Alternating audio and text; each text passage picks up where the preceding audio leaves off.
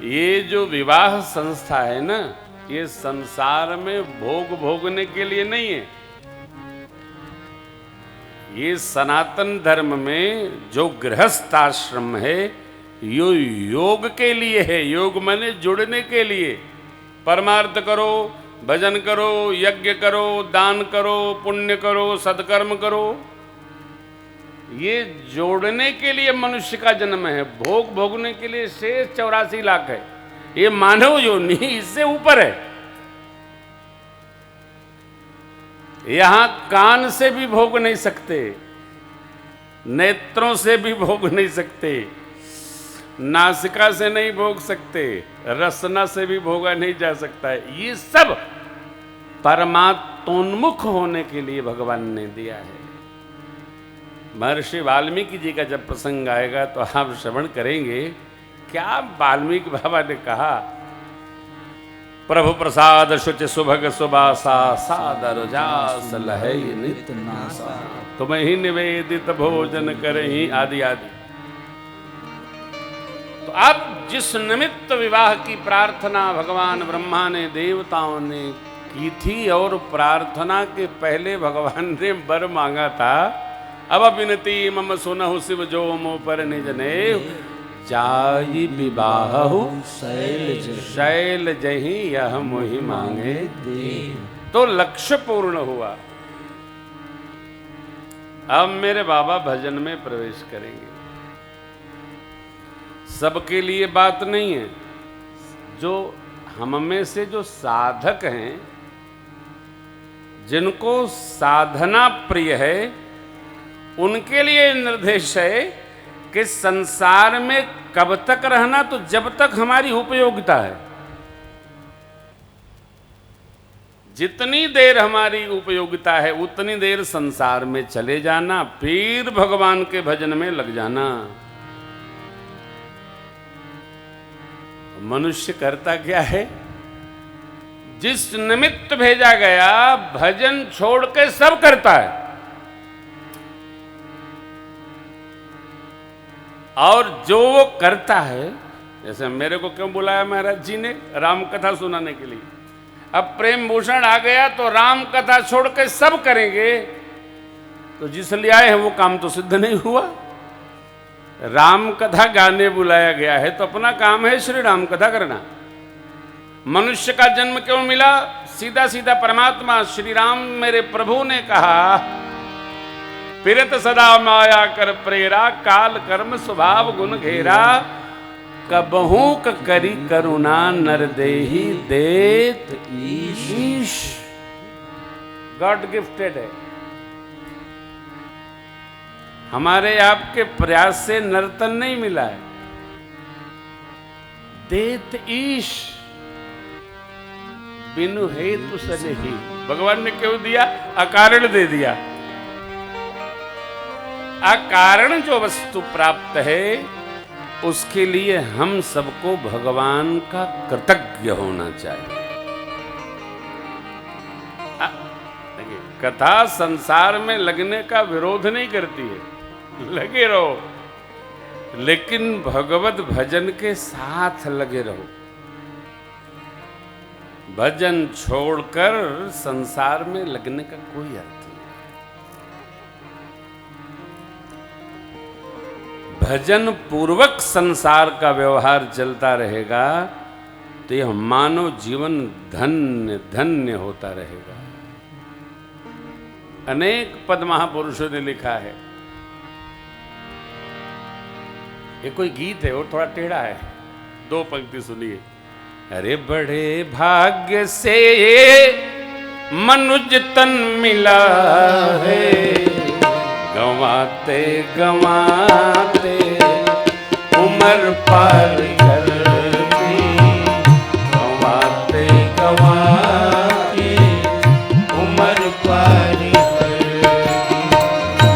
खाने कमाने में आयु गंवाई, केवल खाने कमाने में आयु गंवाई, यूं ही जिंदगी हमने बेकार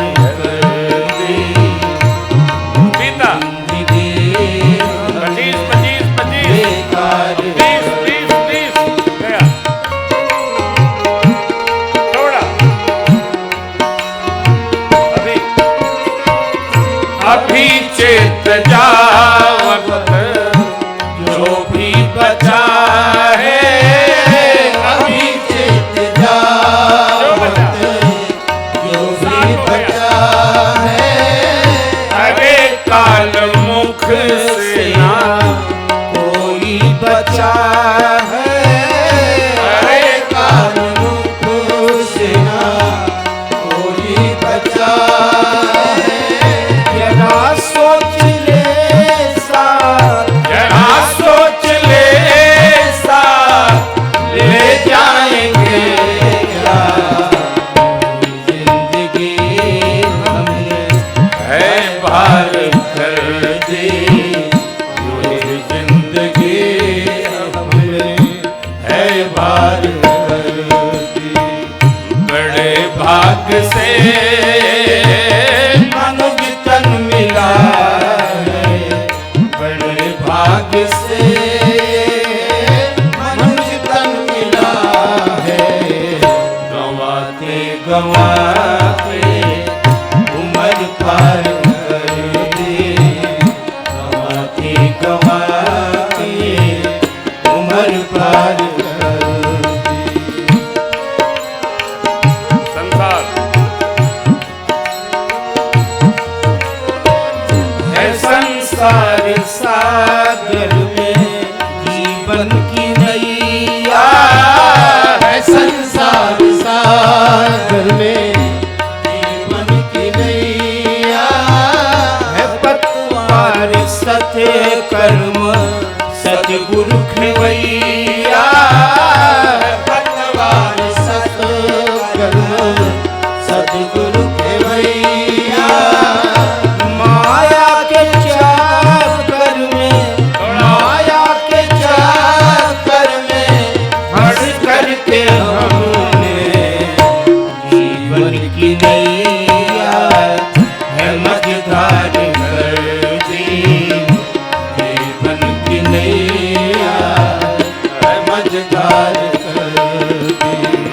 बड़े भाग से मनुज तन मिला है, बड़े भाग से मनुज तन मिला है। गवाते गवाते उम्र पार कर दी, गवाते गवाते उम्र पार कर दी, गवाते गवाते उम्र पार कर दी। जीवन धर्ममय हो, अर्थमय नहीं। जीवन पुण्यमय हो, भोगमय नहीं। जीवन सत्यमय हो, असत्यमय नहीं। ये तीन टेक है मनुष्य के जीवन के। जो सर्वकालिक सामग्री है, हमको उसका ही संग्रह करना। पुण्य हमारा सर्वकालिक है, धर्ममय जीवन सर्वकालिक है, त्यागमय जीवन जन्म जन्मांतर का सर्वकालिक व्यवहार है। जीवन भोग में नहीं होना चाहिए। शरीर से जो योग में रत रहता है वो एकत्र करता है, और जो भोग में रत रहता है वो अपने सब कुछ का नाश करता है। इसलिए प्रयत्न करके हमको योग में रहना, त्याग में रहना, भजन में रहना, भाव में रहना, सत्कर्मों के संग रहना, पुण्य संग्रहित करते चलना, यही सिद्धांत है। श्री राम कथा इसी का निरूपण करती है। जीवन कैसा रहना? त्याग में रहना, साधना में रहना। एक एक बात को, अभी जैसे ही श्रृंगार कथा, लीला कथा पूर्ण होगी, आप देखेंगे जब रामचरित्र अयोध्या कांड से आगे चलता है तो केवल त्याग विराग की गाथा है। और त्याग विराग जिसके जीवन में उपस्थित है, उसी के जीवन में राम राज्य उपस्थित होता है। त्याग हो, विराग हो। और त्याग विराग नहीं है राम में राज्य प्रसिद्ध नहीं होगा।